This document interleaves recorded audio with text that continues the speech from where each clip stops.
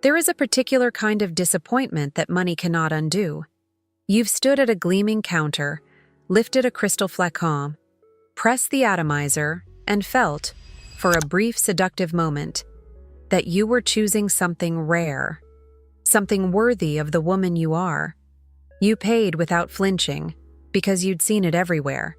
In magazines, on the wrists of influencers, spoken about with the kind of reverence usually reserved for art. And then, summer came. The perfume you spent $200, $300, sometimes $400 on faded into your skin within 2 hours, turned synthetic in the heat, or, most painfully, smelled exactly like the woman sitting next to you at brunch. This video is for the woman who has been there, who has learned, sometimes expensively, that in the fragrance world, marketing is not the same as mastery. Popularity is not the same as quality, and a beautiful bottle is not the same as a beautiful scent. We are going to talk about 5 luxury women's summer perfumes that are genuinely not worth what they ask of you. And then, more importantly, 5 that are. Baccarat Rouge, 540, Maison Francis Kurkdjian. If you have spent any time in fragrance culture in the last 5 years, you cannot have escaped it. Baccarat Rouge 540 became the first truly viral perfume of the social media era. The scent that launched 1,000 dupes, 1,000 TikToks, and 1,000 conversations about what luxury actually means when everyone is chasing the same trail. Its origin is genuinely interesting. Commissioned in 2013 for Baccarat Crystal's 250th anniversary, built around an unusual core of jasmine hedione, ambroxan, cedarwood, and saffron. Real artistry. A composition that broke conventions and dared to be abstract. But what followed transformed something once distinctive into something inescapable. The honest conversation that rarely happens at the counter. Baccarat Rouge 540 is a cold-weather skin scent. Its engine is ambroxan, a synthetic molecule that clings to skin and amplifies heat, creating that famous, intimate sillage. In a cool room on a winter evening, that quality is magnetic. In summer heat, it becomes a problem. Ambroxan amplifies temperature. What felt warm becomes stifling. The jasmine and saffron that lend it elegance in cooler months struggle when heat accelerates the dry down, pushing the composition into that medicinal, metallic sweetness that has divided fragrance communities for years. Then there is the question of ubiquity. A fragrance worn by millions cannot feel personal. When you spend $325 on 70 ml, you are not buying a signature. You are buying membership in one of the most crowded fragrance clubs in the world. The dupe industry alone tells you everything. When a scent can be replicated for a fraction of the cost and most people cannot tell the difference, the original's value becomes difficult to defend. For summer, and for the woman who values both performance and individuality, this is not where your money belongs. La Vie Est Belle, Lancôme. The bottle is stunning. The campaign, its vision of happiness and feminine freedom, was one of the most aspirational in modern perfumery. When Lancôme launched La Vie Est Belle in 2012, it captured something genuinely celebratory. The problem is what that generosity does when temperatures rise. La Vie Est Belle is built around a praline-heavy iris and patchouli accord. In autumn and winter, that construction feels cocooning and glamorous. In summer, it becomes something else entirely. The praline note, that sugary, caramelized sweetness at the heart of the fragrance, amplifies dramatically in heat. What begins as a sophisticated floral oriental on the skin becomes, within an hour on a warm day, something much closer to warm dessert. The iris and jasmine cannot hold their own once the base notes are activated by temperature. The result is heavier than the season allows, and sweeter than a refined palate will enjoy as the afternoon progresses. There is also the question of what you are actually paying for. A significant portion of that $160 price is theater. The bottle, the campaign, the department store placement, the decades of brand building. The juice itself, assessed without its packaging and heritage, performs below what the price suggests when summer demands the most of it. Libre, Yves Saint Laurent. The concept is extraordinary on paper. Lavender, historically coded masculine, blended with orange blossom and vanilla into something neither and both. A scent of refusal to be categorized. The bottle, dark and architectural, is among the most beautiful in the designer market. When you smell it in a cool boutique, it delivers on that promise. The lavender is clean and slightly smoky, the orange blossom radiant, the vanilla restrained enough to feel sophisticated. But here is what the counter does not tell you. Libre's construction relies heavily on synthetic musks and molecules that have become the standard vocabulary of mass contemporary feminine perfumery. The very compounds that make it smell modern and accessible are also why budget alternatives costing less than $15 can approximate it closely enough that the distinction nearly vanishes. When the fragrance community began circulating those comparisons, it was not a compliment to the $140 bottle. For summer, Libre faces an additional challenge.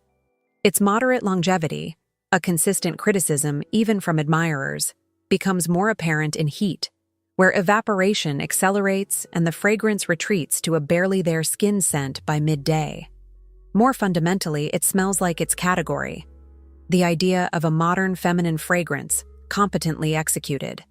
For a woman who has moved past needing her perfume to announce a trend, it offers less than its price and reputation suggest. These three fragrances are not bad perfumes. They are, in many cases, skillfully made. What connects them is subtler. They were shaped more by cultural momentum than by what a woman actually needs from a summer fragrance. Amplified by social media, carried by brand prestige, purchased by women told these were the correct choices. True refinement has never needed a consensus. The woman who has genuinely developed her taste does not wear what everyone is wearing. She wears what is right for her skin, her season, her singular presence in the world. There is a quiet confidence that belongs exclusively to the woman who has stopped following recommendations and started trusting her own nose. She is not the woman at the department store counter, reaching for what the display suggests. She is the woman who walks past that counter, unhurried, because she already knows. Her fragrance does not announce itself before she enters the room. It reveals itself gradually, like a conversation worth having. It lingers after she leaves, not because it was applied heavily, but because it was chosen wisely. The 5 perfumes we are about to discuss share something that the previous chapter's selections do not. They were built to perform in heat, to evolve with the skin rather than fight it, and to remain personal rather than universal. Some of them you may know. Most of them you probably don't see on every other wrist you pass. That, in itself, is part of their value. Maison Margiela Beach Walk. Before Beach Walk became a cult classic, it was simply an honest attempt to bottle a specific memory. A morning on a sun-warmed beach, skin still damp, the air carrying coconut, salt, and something softly floral. Launched in 2014, it was built around bergamot, heliotrope, coconut milk, and white musks, a composition so precise in its intention that it almost feels less like a perfume and more like a sensory photograph. What makes it exceptional for summer is exactly that restraint. Beach Walk does not try to be sophisticated in the traditional sense. It tries to be true. And in being true, it achieves something more sophisticated than most fragrances that are actively trying. The coconut note is not sweet or synthetic. It reads as skin warmth, as the natural scent of someone who has spent a day in the sun. The bergamot keeps it clean and luminous. The musks carry it softly through the hours without ever becoming heavy. It performs beautifully in heat, not because it projects loudly, but because it integrates. It becomes part of you rather than sitting on top of you. At approximately $170 for 100 ml, it is also priced with more honesty than most of what surrounds it on the niche shelf. Acqua di Parma, Arancia di Capri La Riserva. The original Arancia di Capri, launched in 1999, was already one of the most elegant citrus fragrances ever made. A burst of Sicilian orange, bergamot, mandarin, and petit grain, grounded by caramel and musk into something that smelled less like cologne and more like the Italian coast itself. Its one weakness was longevity. Citrus compositions are by nature volatile, and the original faded faster than its admirers wished. The La Riserva edition, launched in 2025, addressed that problem with intelligence rather than compromise. Developed through a 2-month maceration process, it deepens the citrus heart with blood orange and bigarade, introduces a salty mineral accord in the heart, and grounds everything in cedarwood, ambretolide, and soft suede at the base. The result is a fragrance that maintains all the luminous freshness of the original, while lasting significantly longer on the skin. This is what craft looks like when a house listens to its audience without abandoning its identity. For women who love clean, radiant summer fragrances but have been frustrated by citrus perfumes that disappear before lunch, Arancia di Capri La Riserva is a direct and elegant answer. It smells expensive in the truest sense, not because it costs a great deal, but because every element of it was considered. Hermès Un Jardin sur le Nil. Jean-Claude Ellena created Un Jardin sur le Nil in 2005 as a meditation on a specific place, the banks of the Nile in early spring, where green mango trees grow alongside lotus and grapefruit. The result is one of the most intellectually beautiful summer fragrances in the history of modern perfumery. What makes it remarkable is its refusal of the obvious. There are no flowers here, no sweetness, no familiar feminine clichés. Instead, there is a dry, green, almost arid quality. The smell of cut stems, river water, and sun-bleached stone. The mango note is tart and vegetal rather than tropical and sweet. The lotus is watery and transparent. The sycamore fig in the base gives it a quiet earthiness that keeps the whole composition from floating away. For women who find most summer perfumes either too sweet or too generic, Un Jardin sur le Nil is a revelation. It smells like nowhere else and nothing else. It performs with quiet elegance in heat, remaining coherent and considered even as the temperature climbs. At around $180 for 100 ml, it represents genuine value from one of the great houses, a fragrance that rewards the woman willing to step outside the familiar.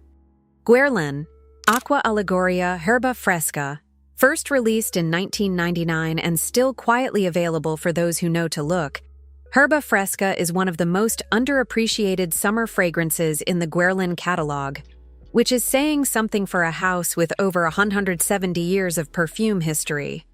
Its construction is deceptively simple: mint, lemon, and herbal green notes in the opening, a heart of white tea, and a soft floral base that keeps it feminine without being predictable. What makes it extraordinary is the quality of those simple elements. Guerlain's raw materials are sourced and blended with a precision that makes cheap imitation essentially impossible. The mint here smells like fresh leaves, not toothpaste. The lemon like fruit, just cut, not cleaning product. Herba Fresca is the perfume equivalent of a perfectly made espresso. No decoration, no distraction, just the thing itself, executed flawlessly. In summer heat, it is genuinely refreshing. One of the rare fragrances that seems to lower the temperature around you, rather than add to it. For a woman who understands that restraint is its own form of luxury, this is an essential discovery. There is a line that separates women who wear perfume and women who understand it. The first group follows. They move with trends, with counters, with the gravitational pull of what is popular and visible and validated by the crowd. There is nothing wrong with this. It is human. It is understandable. And the fragrance industry has spent billions of dollars engineering exactly that response. The second group has arrived somewhere quieter. They have gone through the experimentation, the expensive mistakes, the bottles that disappointed, the scents that felt like costumes rather than skin. And on the other side of all that, they found something more valuable than a perfect fragrance. They found their own point of view. This chapter is for that woman. And it ends with the one recommendation we saved for last, because it requires a certain readiness to appreciate.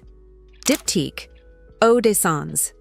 Launched in 2016, Eau de Sens was built around 3 elements that should not work together and somehow produce something extraordinary. bitter orange, absinthe, and juniper berry, anchored in a base of patchouli so refined it barely resembles the patchouli most women have learned to avoid. The opening is arresting. The bitter orange is luminous and slightly sharp, not the sweet, approachable citrus of mass perfumery, but something with genuine character and edge. The absinthe introduces an herbal, slightly medicinal bitterness that in lesser hands would be unwearable, and here becomes the detail that makes everything else more interesting. The juniper adds a dry, almost gin-like clarity that keeps the composition from ever feeling heavy or obvious. What Eau de Sens achieves is something rare, a summer fragrance with genuine personality. It does not try to please everyone. It does not soften its edges or sweeten its intentions. It smells like a choice made by a woman who knows exactly who she is and finds the opinions of the crowd entirely irrelevant. In heat, it evolves beautifully. The bitter top notes give way to a warm, subtly earthy dry down that stays interesting for hours. At around $180 for 100 ml, it is priced fairly for a house with Diptyque's heritage and quality standards. It is not a fragrance for everyone. That is precisely the point. Now we have 5. And looking at them together, Beach Walk, Arancia di Capri la Riserva, Un Jardin sur le Nil, Herba Fresca, Eau de Sens, a pattern emerges that is worth naming. None of them are trying to be universally loved. Beach Walk wants to smell like a real morning at the beach, not a fantasy version of one. Arancia di Capri.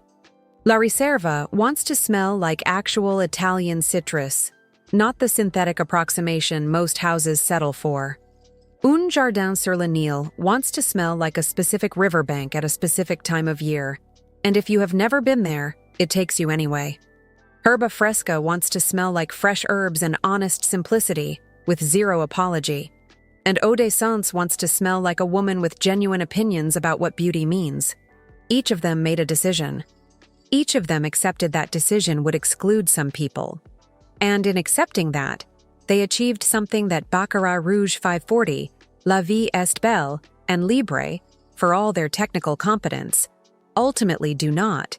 They smell like a perspective, not a product. This brings us to the larger truth that this video has been building toward. The fragrance industry is, at its most fundamental level, in the business of selling you an identity. Every bottle on that counter represents a promise. Wear this, and you will be perceived a certain way. Wear this, and you will belong to a certain category of woman, sophisticated, free, sensual, modern, timeless. The problem is that identity cannot be purchased. It can only be developed. The women who smell most extraordinary are not the ones who found the right bottle. They are the ones who found themselves, and then found the fragrance that expressed what was already there. Their scent is not a statement about what they want to project. It is a natural extension of who they actually are. That process takes time. It takes experimentation and patience, and the willingness to smell strange things in strange places, and sit with a first impression long enough to understand whether it becomes something more. It takes the humility to admit that a $40 fragrance can be more right for you than a $400 one, and the confidence to wear it without explanation. What it does not require is a trending sound and a bottle that photographs well. So here's the final thought, and it is the one worth carrying with you beyond this video.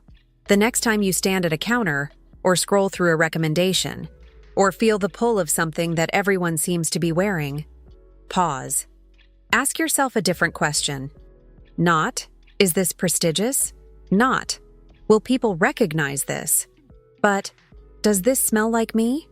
Because that is the only question that has ever mattered in perfumery. The great houses have always known it. The great perfumers have always built toward it. The woman who finds her scent, truly finds it, not follows it, carries something that no marketing budget can manufacture and no dupe can replicate. She carries the most personal luxury there is, not a fragrance, a presence.